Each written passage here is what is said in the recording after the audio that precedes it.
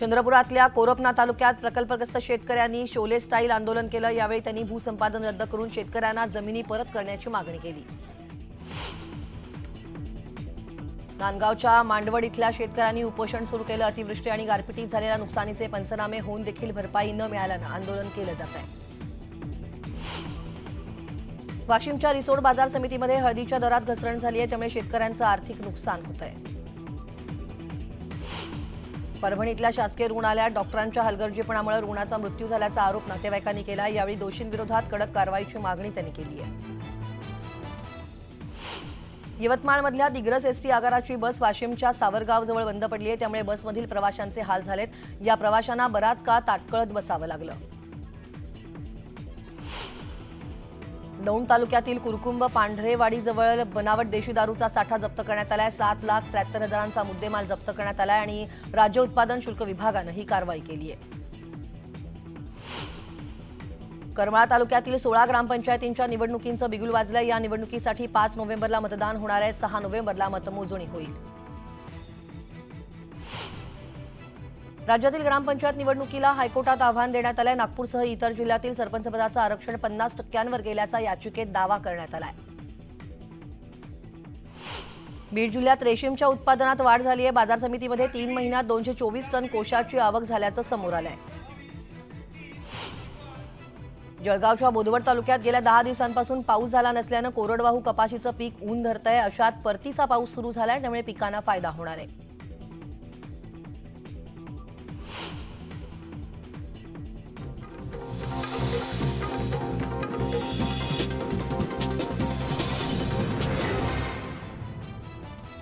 नमस्कार, मी स्नेहल पाटकर। बुलेटिनमध्ये तुमचं सगळ्यांचं स्वागत आहे। बुलेटिनला सुरुवात करूयात। पुढच्या 25 मिनिटात आपल्याला 50 बातम्या पाहायच्या आहेत, त्याही वेगवान स्वरूपात, पण त्याआधी नजर टाकूयात महत्त्वाच्या बातम्यांवर।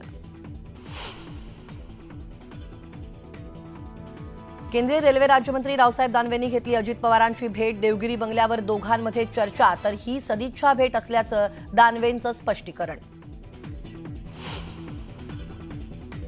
गोरेगावमधील आगीच्या घटनेवर मुख्यमंत्री एकनाथ शिंदेंकडून दुःख व्यक्त, तर मृतांच्या कुटुंबियांना प्रत्येकी 5 लाखांच्या मदतीची घोषणा। दुधाला 40 रुपये दर मिळावा या मागणीसाठी बारामतीत शेतकऱ्यांचं उपोषण सुरूच, तर शेतकऱ्यांना पाठिंबा देत स्वाभिमानी शेतकरी संघटनेचे कार्यकर्ते आज रस्त्यावर उतरणार। कल्याण रेल्वे स्थानकात डेक्कन क्वीन एक्सप्रेसमधून पडले 3 प्रवासी, दोघांचा मृत्यू झाल्याची भीती, तर 1 जण गंभीर जखमी। बहुप्रतीक्षित नवी मुंबई मेट्रोचा लोकार्पण सोहळा नवरात्रोत्सवात होण्याची शक्यता, पंतप्रधान मोदींच्या हस्ते होणार लोकार्पण।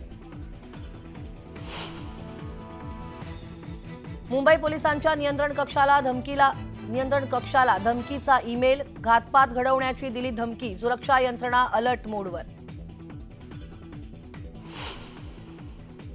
प्रदीप कुरुलकरच्या जामीन अर्जावर 16 ऑक्टोबरला निर्णय येण्याची शक्यता, पाकिस्तानी गुप्तचर यंत्रणेला गोपनीय माहिती पुरवल्याप्रकरणी कुरुलकर अटकेत।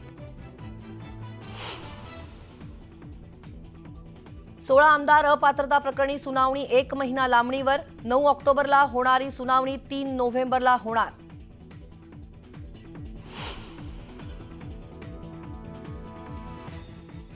आणि रिझर्व्ह बँकेचं आर्थिक पतधोरण जाहीर, व्याजदर जैसे थे ठेवण्याचा निर्णय, सर्वसामान्यांना मोठा दिलासा।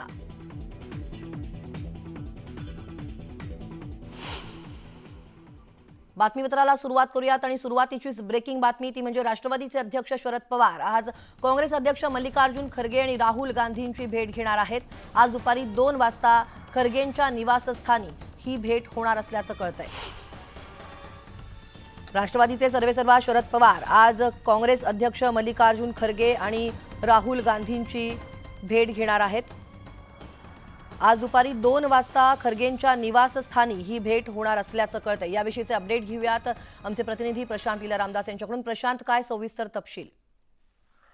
राष्ट्रवादी काँग्रेस पक्षाचे अध्यक्ष शरद पवार हे दिल्लीत आहेत। काल ते राष्ट्रवादी काँग्रेस पक्षाच्या विस्तारित कार्यसमितीच्या बैठकीला उपस्थित होते। आज ते महत्त्वाचं म्हणजे काँग्रेसचे अध्यक्ष मल्लिकार्जुन खरगे आणि काँग्रेसचे माजी अध्यक्ष राहुल गांधी यांची देखील भेट घेणार आहे। दुपारी 2 वाजता जे राजाजी मार्ग 10 राजाजी मार्ग इथे निवासस्थान आहे खरगे यांचं. तिथेही 2 वाजता भेट होणार आहे. महत्वाचं म्हणजे ज्या घडामोडी सध्या सुरू आहे, 5 राज्यांच्या विधानसभा निवडणुका आहे, सोबतच ज्या पद्धतीने माहिती मिळते की इंडिया आघाडीने आपापल्या राज्यामध्ये समन्वय समिती स्थापन केली आहे. जसं महाराष्ट्रामध्ये लोकसभा जागा वाटपाची समिती स्थापन करण्यात आली, त्याच धर्तीवरती बिहारमध्ये देखील समिती स्थापन करण्यात आलेली आहे. या संदर्भातले जे अहवाल आहे ती माहिती घेण्याकरता ही अत्यंत महत्वाची बैठक होत आहे. धन्यवाद प्रशांत. या बैठकीकडे तुम्ही लक्ष ठेवून राहा. वेळोवेळी याविषयीचे अपडेट आम्ही तुमच्याकडून घेत राहू. तुर्तास धन्यवाद. तेव्हा शरद पवार राहुल गांधींची भेट घेणार आहेत. त्याचबरोबर मल्लिकार्जुन खरगेंच्या निवासस्थानी दुपारी 2 वाजता ही बैठक होणार आहे. आणि आता पाहूयात पुढच्या 25 मिनिटात 50 बातम्या वेगवान स्वरूपात. उद्धव ठाकरे आज दुपारी 12:30 वाजता पत्रकार परिषद घेणार आहेत. मातोश्री इथंही पत्रकार परिषद होतीये. या पत्रकार परिषदेत ते आमदार अपात्रता सुनावणी, नांदेड मृत्यू प्रकरणावरती काय बोलणार याकडे सगळ्यांचंच लक्ष लागून राहिलंय.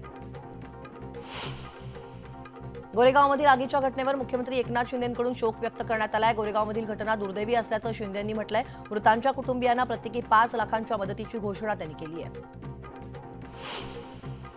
केंद्रीय रेल्वे राज्यमंत्री रावसाहेब दानवे यांनी आज सकाळी उपमुख्यमंत्री अजित पवार यांच्या देवगिरी या शासकीय निवासस्थानी भेट दिली. ही सदिच्छा भेट होती असं रावसाहेब दानवे यांच्याकडून सांगण्यात आलंय.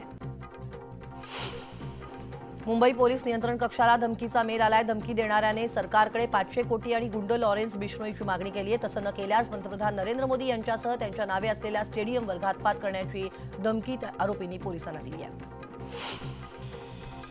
बहुप्रतीक्षित असलेल्या नवी मुंबई मेट्रोचा लोकार्पण सोहळा नवरात्रोत्सवात पंतप्रधान नरेंद्र मोदी यांच्या हस्ते होण्याची शक्यता आहे. यासाठी रायगड जिल्हाधिकारी योगेश मसे यांच्या अध्यक्षतेखाली नियोजन बैठक पार पडली. हा सोहळा किती तारखेला होणार हे अद्यापही स्पष्ट झालेलं नाहीये. प्रधानमंत्री कार्यालयाकडून अद्याप कोणतीही तारीख कळवण्यात आलेली नाही. कल्याण रेल्वे स्थानकात डेक्कन क्वीन एक्सप्रेसमधून 2 प्रवासी पडलेत. यामधील एकाचा जागीच मृत्यू झालाय तर एक जण गंभीर जखमी झालाय. जखमीला रुग्णालयात उपचारासाठी दाखल करण्यात आलाय. साताऱ्यातील कास धरणाजवळ कास पठाराकडे जाणाऱ्या पर्यटकांच्या वाहनाचा अपघात झाला. या अपघातात मुंबईहून पर्यटनासाठी आलेलं दाम्पत्य किरकोळ जखमी झालंय. या ठिकाणी संरक्षण कठड्याची गरज असल्याची स्थानिकांनी मागणी केली आहे.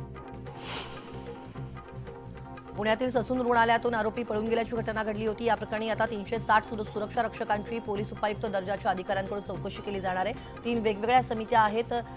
3 वेगवेगळ्या समित्या ससून प्रकरणाची 1.5 महिना चौकशी करणार आहेत. 15 दिवसात चौकशी करून अहवाल तयार केला जाणार आहे.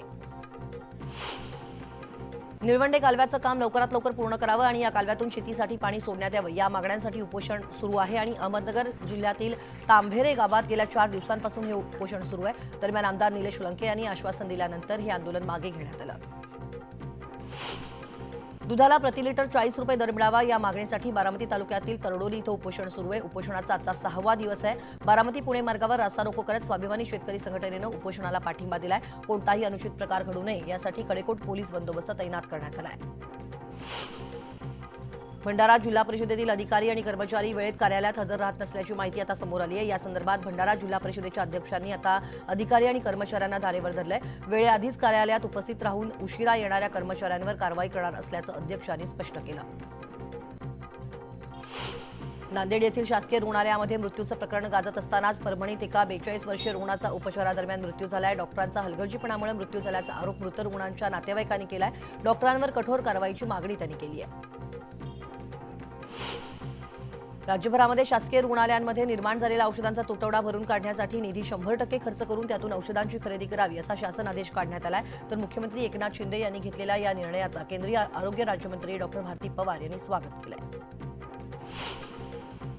दिग्रज आगाराची छत्रपती संभाजीनगर ते दिग्रज जाणारी बस वाशिम जवळ बंद पडल्यानं प्रवाशांचे मोठे हाल होत आहेत. बस बंद पडल्यानं बसमधील 40हून अधिक प्रवाशांना ताटकळत उभं राहावं लागलं. अहमदनगरमधील शिर्डी हैदराबाद महामार्गाजवळील पाझर तलावात बुडून 3 भावांचा मृत्यू झाला. ही 3ही मुलं आईसोबत तलावावर कपडे धुण्यासाठी गेली होती. त्यावेळेला ही दुर्घटना घडली आहे. मुलीचा पाय घसरल्यानं ती तलावात पडली आणि तिला वाचवण्यासाठी 2 भावांनी पाण्यात उडी घेतली. मात्र या दुर्घटनेत 3ही बहीण भावांचा बुडून दुर्दैवी मृत्यू झाला. बुलढाण्याच्या लोखंडा येथील एका शेतकऱ्यानं विहिरीत उडी घेऊन आत्महत्या केली आहे. मोहन लोखंडकर असं या शेतकऱ्याचं नाव आहे. आर्थिक विवंचनेतून त्यानं हे टोकाचं पाऊल उचलल्याचं कळतंय. वाशिमच्या रिसोड बाजार समितीमध्ये हळदीच्या दरात घसरण होतीये. बाजार समितीमध्ये हळदीला 11,705 रुपये प्रति क्विंटलचा दर मिळतोय. शेतकऱ्याचं यामुळे आर्थिक नुकसान होत आहे. मनमाड शहर परिसरात दाट धुकं पसरल्याचं पाहायला मिळालं. पुणे इंदोर महामार्गावर धुक्याची चादर पसरल्यानं वाहन चालकांना धुक्यातून वाट काढावी लागते, वाहनं चालवावी लागतात. तर धुक्याचा परिणाम कांदा पिकावर होण्याची देखील शक्यता असल्यानं शेतकरी चिंतेत सापडलाय. पावसानं उघडीप दिल्यानं उत्तर पुणे जिल्ह्यातल्या ग्रामीण भागात पहाटे धुक्याची चादर पसरल्याचं पाहायला मिळालं. गेली 2 दिवसांपासून पावसानं पाठ फिरवली आहे. दुपारी कडाक्याचं ऊन देखील पडतंय. सांगलीत धुक्याची चादर पसरलेली पाहायला मिळते. दिवसभर ढगाळ वातावरणामध्ये कडक ऊन तर अधूनमधून पावसाच्या सरी बरसतात. वातावरणातील बदल सांगलीकरांना अनुभवायला मिळतोय. दाट धुक्यातून प्रवास करताना मात्र वाहन चालकांना कसरत करावी लागते. दक्षिण पूर्व मध्य रेल्वे नागपूर रेल्वे विभागांतर्गत राजनांदगाव ते कळमना दरम्यान आमगाव रेल्वे स्टेशन तिसऱ्या लाईनला जोडण्यात येणार आहे. त्यामुळे 7 ते 10 ऑक्टोबर दरम्यान हावडा मुंबई मार्गावरील मेल, एक्सप्रेस आणि पॅसेंजर अशा एकूण 35 गाड्या रद्द करण्यात आल्या. त्यामुळे प्रवाशांना मनस्ताप सहन करावा लागणार आहे. बीड जिल्ह्यातील रेशीम उत्पादनात मोठी वाढ झाली आहे. बीड बाजार समितीमध्ये 3 महिन्यात 224 टन कोशाची आवक झालेली आहे. शेतकऱ्यांना 11,09,993 रुपये अदा करण्यात आले. नगर अर्बन मल्टीस्टेट शेड्यूल बँकेचा बँकिंग व्यवहार करण्याचा परवाना रिझर्व्ह बँक ऑफ इंडियाने रद्द केला आहे. केंद्रीय निबंधकांचा पुढील आदेश पारित झाल्यानंतर बँकेमध्ये ठेवलेला पैसा परत देण्याबाबतची प्रक्रिया सुरू करण्यात येईल अशी माहिती बँक प्रशासनानं दिली आहे. या बँकेच्या 36 शाखांमध्ये 322.59 कोटी रुपयांच्या ठेवी आहेत. सध्या ऑक्टोबर हिटचा सामना जळगावातील नागरिक करतायत. दरम्यान भुसावळचा पारा 37 अंशांवरती गेलाय. 10 ऑक्टोबर नंतर अल्प आणि मध्यम स्वरूपाचा पाऊस होईल असा अंदाज आहे आणि त्यानंतर पारा घसरण्याचा अंदाज देखील वर्तवण्यात आलाय. तुळजाभवानी मातेच्या अलंकार गायब प्रकरणाचा अंतिम अहवाल अखेर जिल्हाधिकारी डॉक्टर सचिन ओंबासे यांना सादर करण्यात आलाय. हा अहवाल कायदेशीर सल्ल्यासाठी तज्ज्ञांकडे पाठवण्यात येणार असल्याची माहिती जिल्हाधिकाऱ्यांनी दिली आहे आणि आता या अहवालावरती नेमकं काय दडलंय हे येत्या काही दिवसात स्पष्ट होईल. भंडारा जिल्ह्यातील लाखनी इथं वन्यजीव सप्ताह साजरा करण्यात आला. यानिमित्त विविध उपक्रम देखील राबवण्यात आले. जंगलातील पाणवठ्यांची साफसफाई करत वृक्ष लागवड करण्यात आली. तब्बल 17 दिवसांनंतर विदर्भाच्या राजाला वाजत गाजत निरोप देण्यात आला. यावेळी काढण्यात आलेल्या विसर्जन मिरवणुकीमध्ये हजारोंच्या संख्येनं नागरिक सहभागी झाले. महाआरतीला आमदार यशोमती ठाकूर देखील उपस्थित होत्या. जळगावात बामसेप संघटनेचे राष्ट्रीय अध्यक्ष वामन मेश्राम यांच्या हस्ते वंचित अनुसूचित जमाती या ग्रंथाचा प्रकाशन सोहळा पार पडला. अॅडव्होकेट गणेश सोनवणे यांनी 3 वर्ष सखोल संशोधन करून या ग्रंथाचं लिखाण केलंय. राज्य परिवहन महामंडळातील एसटी कर्मचाऱ्यांना 42% महागाई भत्ता देण्यात येणार आहे. त्याबाबतचं परिपत्रक जारी करण्यात आलंय. ऑक्टोबर 2023च्या वेतनात एसटी कर्मचाऱ्यांना 42% महागाई भत्ता मिळेल असं परिपत्रकात म्हटलंय.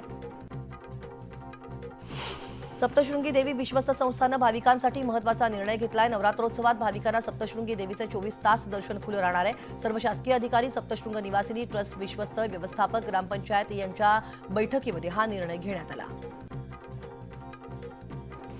नाशिकमध्ये केवळ 15 दिवस पुरेल इतकाच औषधांचा साठा शिल्लक असल्याची बातमी न्यूज 18 लोकमत दाखवली होती आणि याच बातमीच्या अनुषंगानं आता मुख्यमंत्र्यांनी रात्री उशिरा व्हिडिओ कॉन्फरन्सिंग घेत जिल्हा रुग्णालयांना जिल्हा नियोजन समितीच्या निधीतून तातडीनं औषध खरेदी करण्याचे आदेश दिलेत. राष्ट्रवादी काँग्रेसमध्ये फूट पडल्यानंतर आता पक्षाच्या चिन्हाचा वाद थेट निवडणूक आयोगात गेलाय. राष्ट्रवादीत शरद पवार गट आणि अजित पवार गट असे 2 गट निर्माण झालेत. दोन्ही गटात पक्षाचं नाव आणि चिन्हासाठी कायदेशीर लढाई सुरू झाली आहे. आज यावरती निवडणूक आयोगात सुनावणी पार पडणार आहे. 16 आमदार अपात्रता प्रकरणी आता 3 नोव्हेंबरला सुनावणी होणार आहे. ही सुनावणी तब्बल 1 महिना लांबणीवरती गेली आहे. यापूर्वी 9 ऑक्टोबरला सुनावणी होणार होती. सुप्रीम कोर्टातील सुनावणीला तारीख पे तारीख सुरूच आहे आणि विधानसभा अध्यक्ष आमदार अपात्रता प्रकरणामध्ये निर्णय देण्यास दिरंगाई करत असल्याचा आरोप करत ठाकरे गटाकडून सुप्रीम कोर्टात याचिका दाखल करण्यात आली आहे. जळगावात चोपडा शहरातील भुयारी गटारांसाठी जवळपास 86 कोटी रुपयांचा निधी मंजूर करण्यात आलाय. परंतु याचं श्रेय नगरपालिकेतील काही माजी पदाधिकारी घेण्याचा प्रयत्न करतात. हे दादांत खोटं असून हा निधी केवळ आमदार लता सोनावणे आणि माजी आमदार चंद्रकांत सोनावणे यांच्या प्रयत्नातूनच मंजूर झालाय असं सभापती नरेंद्र पाटील यांनी म्हटलंय.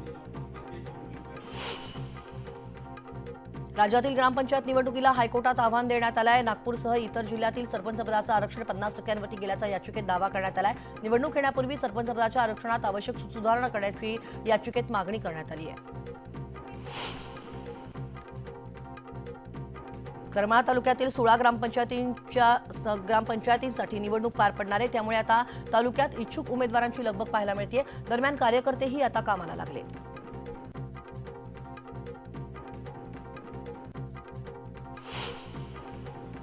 या बातम्यांसह या बुलेटिनमध्ये वेळ झाली एका छोट्याशा ब्रेकची. एका ब्रेकनंतर अगदी लगेच परत येतोय. कुठेही जाऊ नका, पहा फक्त न्यूज 18 लोकमत.